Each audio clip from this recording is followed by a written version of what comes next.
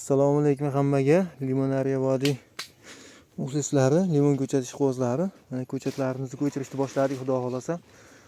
Suv qo'ydik, mana xudo xolasa yetilib qolgan. Oyoq botmaydigan bo'lib. Mana ko'chiryapmiz, xudo xolasa. Mana ko'chatlarimiz gullagan, mana gullar bilan ko'chiryapmiz. Mana ko'rishlar mumkin. Mana bu yoqda ham mana gullar bor, gullar bilan ko'chiryapmiz. Mana katta ko'mir bilan chiqyapti tagida, loyi bilan.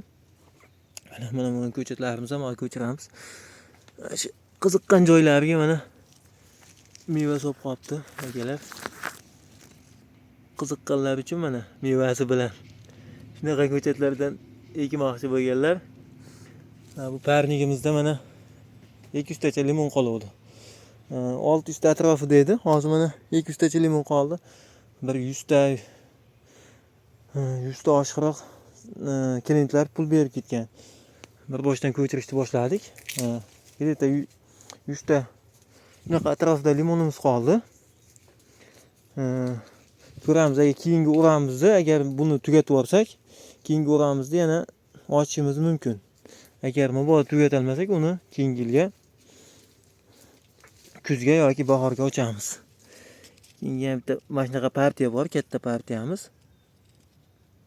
Mana gullab yotibdi ko'chatlarimiz. Bu yoqda ham ko'chirilyapti, katta ko'na bilan chiqyapti. Mana ko'rishingiz mumkin. Mana gullar bilan. Mana shu ko'chatlar ham mana katta ko'chatlar mevaga ekkanmiz. Shular bilan deyarli teng ekilgan, 1 yil oldin ekilgan. Mana bu ko'chatlarimiz chekkaga xoli ekilgani uchun ko'rishingiz mumkin. Mana gullab bahaybat katta bo'lib ketgan bu ko'chatlarimiz. Mana xudo xolasa bu yil mashlardan bir 4 yil ko'chatlardan mana 50 kilo meva bor degani, bo'lmadi deganda 50 kilo meva bor degani. Hammasi gullab yotibdi bu yoqda ham. Mana shu mevaga ekilgan ko'chatlarimiz.